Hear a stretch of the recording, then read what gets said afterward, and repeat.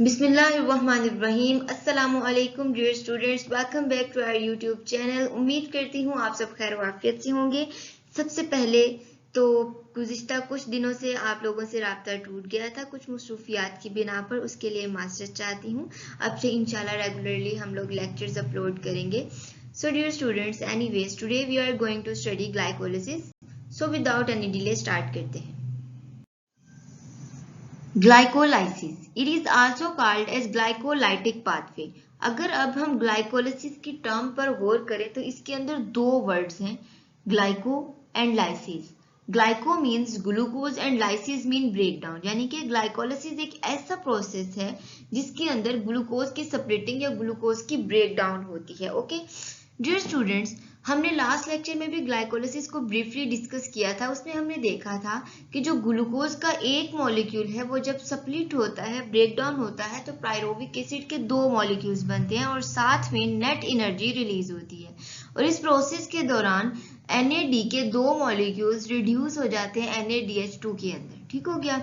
अब dear students, presence और absence of oxygen does not matter for the occurrence of glycolysis, यानी कि glycolysis presence और में भी हो सकता है ऑक्सीजन की, और एब्सेंस ऑफ ऑक्सीजन में भी ग्लाइकोलिसिस का प्रोसेस हो सकता है। अब यहाँ पर अगर आपसे कोई पूछे कि वो कौन सा स्टेप है जो एरोबिक रेस्पिरेशन में भी होता है और एनारोबिक रेस्पिरेशन में भी होता है, तो आपने कहना है कि वो स्टेप ग्लाइकोलिसिस का स्टेप है which is common in aerobic and anaerobic respiration, यानी कि ग्लाइकोलिसिस का जो प्रोसेस है वो एरोबिक रेस्पिरेशन के अंदर भी होता है एंड एरोबिक रेस्पिरेशन के अंदर भी होता है। आगे डिफरेंस कहाँ पे आता है? डिफरेंस हमारे पास जब पायरोविक एसिड बन जाता है उसके बाद पायरोविक एसिड की प्रोसेसिंग में डिफरेंस आता है। जब ऑक्सीजन की अवेलेबिलिटी होती है तो पायरोविक एसिड डिफरेंट तरीके से प्रोसेस होता है, और जब ऑक्सीजन अवेलेबल नहीं होता तब पायरोविक एसिड डिफरेंट तरीके से क्या होता है, प्रोसेस होता है। ये हम लास्ट लेक्चर में देख चुके। जिन्होंने लास्ट लेक्चर नहीं लिया वो लास्ट लेक्चर जरूर देखें, लिंक डिस्क्रिप्शन में मौजूद है।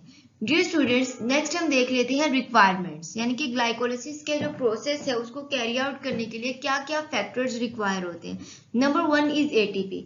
हमें ग्लाइकोलिसिस को कैरी आउट करने के लिए ATP की जरूरत होती है। ओके, साथ ही साथ हमें एंजाइम्स की जरूरत होती है, वो एंजाइम्स जो ग्लाइकोलिसिस के डिफरेंट स्टेप्स को जो है वो कैटालाइज करते हैं।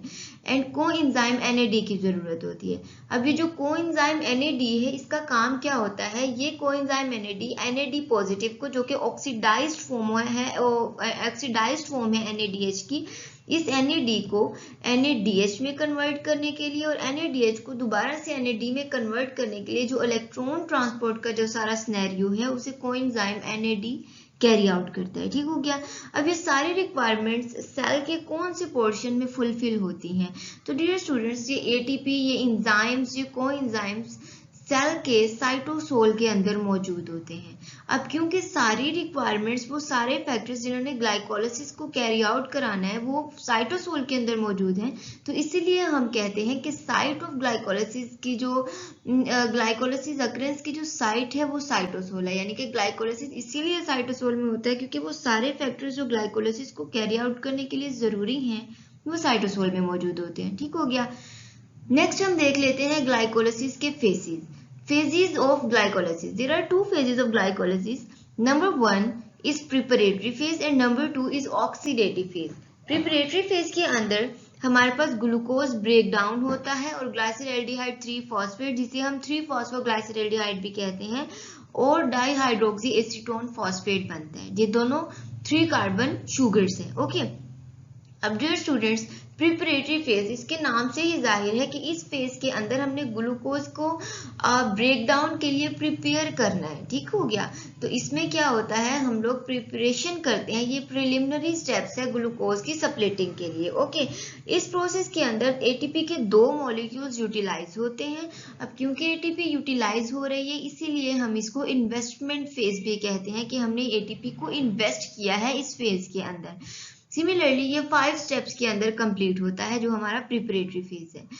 नेक्स्ट है हमारे पास ऑक्सीडेटिव फेज। ऑक्सीडेटिव फेज में क्या होता है? ऑक्सीडेटिव फेज में जो ग्लाइसरल्डिहाइड 3-फॉस्फेट और dihydroxy acetone phosphate preparatory phase के नतीजे में बनता है, वो आगे प्रोसेस होता है, नंबर ऑफ स्टेप्स में से गुजरता है और पायरोविक एसिड के दो मॉलिक्यूल्स बना देता है फाइनली। ओके, इस फेज के अंदर हमारे पास एटीपी के 4 मॉलिक्यूल्स प्रोड्यूस होते हैं। अब क्योंकि एटीपी प्रोड्यूस हो रही है इसलिए हम इसको पे ऑफ फेज भी कहते हैं। पहले एटीपी इन्वेस्ट की, सेकेंड फेज के अंदर ऑक्सीडेटिव फेज के अंदर हमें एटीपी पे ऑफ हुई यानी कि वापिस मिली, इसलिए हम इसको पे ऑफ कहते हैं क्योंकि एटीपी प्रोड्यूस हो रहा है।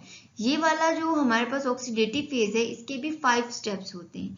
अब डियर स्टूडेंट्स अगर देखें तो हमारे पास नेट एनर्जी क्या है, नेट एनर्जी गेन हुई है या नेट एनर्जी लॉस हुई है। अगर आपको नेट एनर्जी निकालनी हो तो आपने जो एटीपी प्रोड्यूस हो रहा है उसमें से यूटिलाइज होने वाले एटीपी के मॉलिक्यूल्स को माइनस कर देना है। अगर हमारे पास प्रोडक्शन ज्यादा है, यूटिलाइजेशन कम है तो हमें नेट एनर्जी गेन होगा। अगर प्रोडक्शन कम है, यूटिलाइजेशन ज्यादा है तो नेट एनर्जी लॉस होगा। अब यहाँ पर क्योंकि प्रोडक्शन 4 मॉलिक्यूल है और यूटिलाइजेशन 2 मॉलिक्यूल्स है, प्रोडक्शन ज्यादा है, यूटिलाइजेशन कम है, इसीलिए हमारे पास जो नेट गेन है वो 2 एटीपी के मॉलिक्यूल्स होंगे। ठीक हो गया।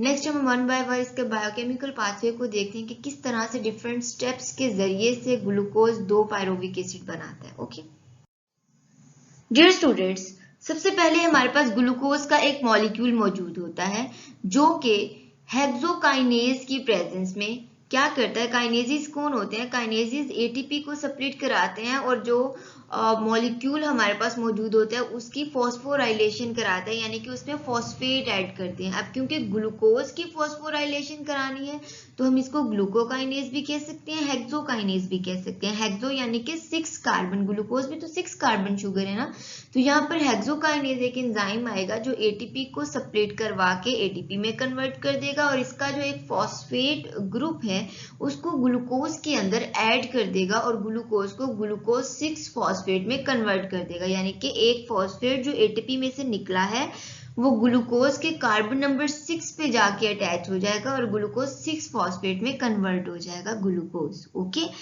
अब नेक्स्ट ग्लूकोज 6 फॉस्फेट के साथ क्या होता है, ये हमारे पास स्टेप नंबर 1 है। अब इस ग्लूकोज 6 फॉस्फेट के साथ क्या होता है, ये जो ग्लूकोज 6 फॉस्फेट है ये कन्वर्ट हो जाता है फ्रक्टोज 6 फॉस्फेट के अंदर। ग्लूकोज 6 फॉस्फेट और फ्रक्टोज 6 फॉस्फेट एक दूसरे के आइसोमर्स हैं, फंक्शनल ग्रुप आइसोमर्स है। ग्लूकोज एल्डिहाइड है, फ्रक्टोज कीटोन है। ठीक हो गया।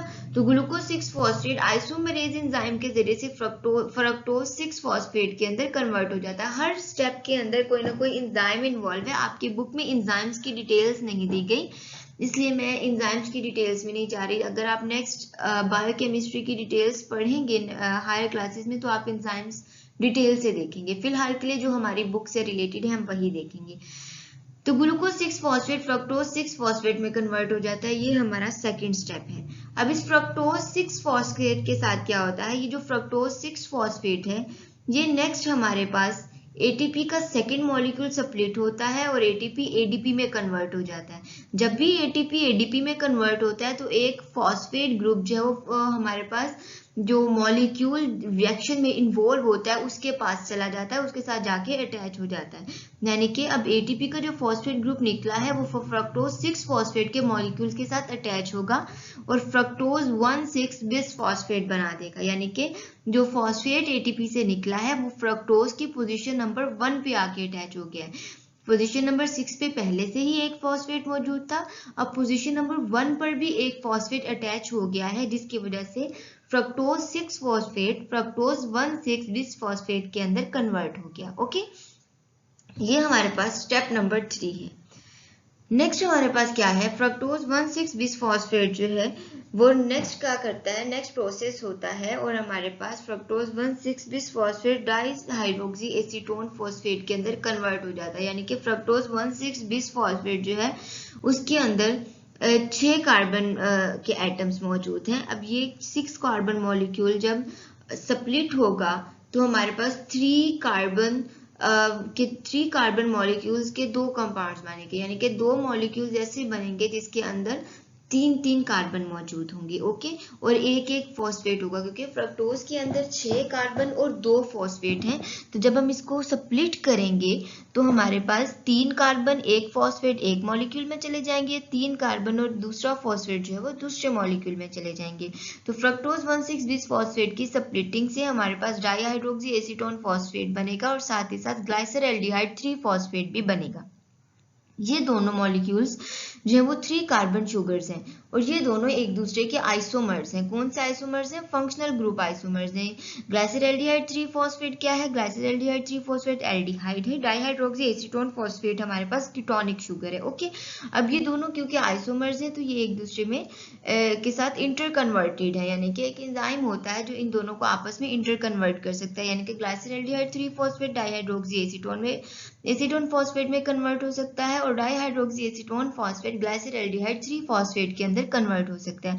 यहाँ पर हमारे पास दो स्टेप्स हैं, DAP का बनना और G3P का बनना, नंबर 4 एंड नंबर 5। यहाँ पर हमारे पास 5 स्टेप्स कंप्लीट हो गए, यानी कि हमारा जो प्रिपरेटरी फेज के 5 स्टेप्स थे वो कंप्लीट हो चुके हैं। अब हम एंटर होने लगे हैं कहाँ पर? ऑक्सीडेटिव फेज के अंदर। अब हमारे पास ऑक्सीडेटिव फेज के अंदर क्या होगा? जो हमारे पास डाइहाइड्रोक्सी एसीटोन और ग्लाइसिलएल्डिहाइड 3 फॉस्फेट मौजूद हैं, इनके अंदर इनऑर्गेनिक फॉस्फेट जो है वो एंटर होंगे। ये कौन सी इनऑर्गेनिक फॉस्फेट हैं? ये वो इनऑर्गेनिक फॉस्फेट हैं जो साइटोसोल के अंदर, सेल के अंदर मौजूद हैं। ठीक है, हमारे पास डाइहाइड्रोक्सी एसीटोन फॉस्फेट और ग्लाइसिलएल्डिहाइड 3 फॉस्फेट के अंदर जब एक एक इनऑर्गेनिक फॉस्फेट ऐड होगा और साथ ही साथ यहाँ पर NAD मौजूद होगा, NAD जो है NAD कन्वर्ट हो जाएगा NADH2 के अंदर, NADH और प्लस H पॉजिटिव के अंदर, और ये जो कन्वर्जन है NAD की NADH के अंदर, इसको हम रिडक्शन कहेंगे।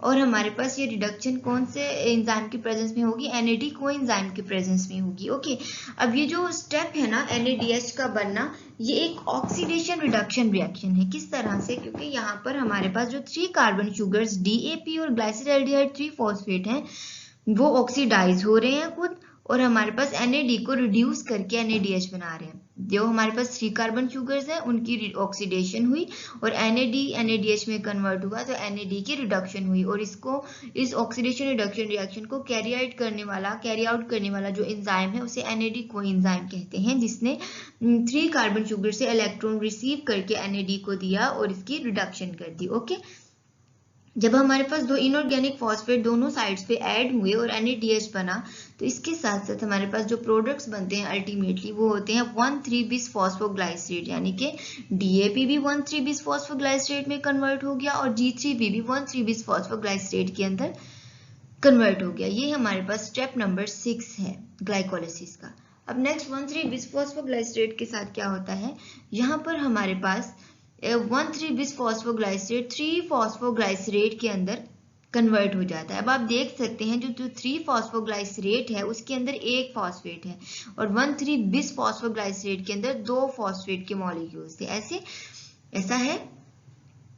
अब हमारे पास ये जो एक फॉस्फेट ग्रुप 1,3-bis फॉस्फोग्लाइसरेट के अंदर से निकला है वो कहाँ जाएगा? वो हमारे पास ADP को ATP में कन्वर्ट कर देगा, यानी कि एक फॉस्फेट 1,3-bis फॉस्फोग्लाइसरेट में से ADP के अंदर ऐड होगा और ATP बन जाएगा। अब यहाँ पर कितने ATP के मॉलिक्यूल बने? 2, क्योंकि 1,3-bis फॉस्फोग्लाइसरेट के 2 मॉलिक्यूल 3 फॉस्फोग्लाइसरेट में गए। अब ये प्रोसेस 2 साइड्स पे हो रहा है, इसलिए डबल प्रोडक्ट्स हमारे पास बन रहे हैं। अब हमारे पास 2 ATP के मॉलिक्यूल्स बन गए। ओके, सो डियर स्टूडेंट्स, ये जो 3 फॉस्फोग्लाइसेट और 3PG है ये नेक्स्ट क्या करेगा? ये स्टेप नंबर 7 है 3 फॉस्फोग्लाइसरेट का बनना। ओके, अब हमारे पास ये 3 फॉस्फोग्लाइसरेट का मॉलिक्यूल कन्वर्ट हो जाएगा 2 फॉस्फोग्लाइसरेट के अंदर through the enzyme action. Okay, अब वो डिटेल उन्होंने नहीं बताई। यहाँ पर जो 3 फॉस्फोग्लाइसरेट के अंदर फॉस्फेट ग्रुप 3rd पोजीशन पे था, लेकिन 2 फॉस्फोग्लाइसरेट के अंदर ये जो फॉस्फो की पोजीशन है फॉस्फेट ग्रुप की वो 2 हो गई, इस पोजीशन में चेंज आया है। ठीक हो गया। अब डियर स्टूडेंट्स, हमारे पास ये हमारे पास 8th स्टेप है। अब 2 फॉस्फोग्लाइसरेट नेक्स्ट क्या करेगा? 2 फॉस्फोग्लाइसरेट के अंदर से हमारे पास वाटर मॉलिक्यूल निकलेगा और 2 फॉस्फोग्लाइसरेट फॉस्फोइनोल पायरुवेट में कन्वर्ट हो जाएगा। ओके, यानी कि जब 2 फॉस्फोग्लाइसरेट वाटर मॉलिक्यूल को लॉस करता है तो फॉस्फोइनोल पायरुवेट बनता है। ओके, अब ये फॉस्फोइनोल पायरुवेट क्या करता है? ये हमारे पास स्टेप नंबर 9 है। अब ये जो फॉस्फोइनोल पायरुवेट है ये नेक्स्ट हमारे पास एक फॉस्फेट ग्रुप को क्या करता है? लॉस करता है। इसके अंदर एक फॉस्फोइनोल पायरुवेट के अंदर एक फॉस्फेट ग्रुप है ना, अब ये इस एक फॉस्फेट ग्रुप को ADP की तरफ ट्रांसफर कर देगा और ADP ATP में कन्वर्ट हो जाएगा और हमारे पास अल्टीमेटली पायरुवेट बन जाएगा, जिसे हम पायरोविक एसिड भी कहते हैं। अब क्योंकि ये प्रोसेस डबल है, क्योंकि फॉस्फोइनोल पायरुवेट के 2 मॉलिक्यूल्स हैं तो इसीलिए हमारे पास एटीपी के 2 मॉलिक्यूल्स मजीद बने और 2 पायरुवेट मॉलिक्यूल्स बन गए और हमारे पास ग्लाइकोलाइसिस का जो प्रोसेस है वो कंप्लीट हो गया। ओके, तो टोटल ग्लाइकोलाइसिस के 10 स्टेप्स हैं, आपने इसको याद रखना है। डियर स्टूडेंट्स, अब हमारे पास अगर देखें तो ऑक्सीडेटिव फेज के अंदर कितने मॉलिक्यूल बन रहे हैं एटीपी के, आप गिन सकते हैं। यहाँ पर हमारे पास एटीपी का 1, 2 और ये 3 और ये 4, यानी कि 4 मॉलिक्यूल एटीपी के बने। और यूटिलाइज कितने हुए थे प्रिपरेटरी फेज में? यूटिलाइज होने वाले मॉलिक्यूल थे 2, 4 बने और 2 यूटिलाइज हो गए, तो नेट गेन हमारे पास कितने एटीपी हुए? 2 एटीपी हुए। तो डियर स्टूडेंट्स, ये था हमारा आज का मुख्तसर सा लेक्चर। होप सो आप लोगों को समझ आया होगा। अगर फिर भी कोई क्वेश्चन हो तो कमेंट सेक्शन में ज़रूर पूछिए, हम आपके क्वेश्चंस को एड्रेस करेंगे इंशाल्लाह। पढ़ते रहिए, मेहनत करते रहिए। अल्लाह हम सबका हामी और नासिर हो। आमीन।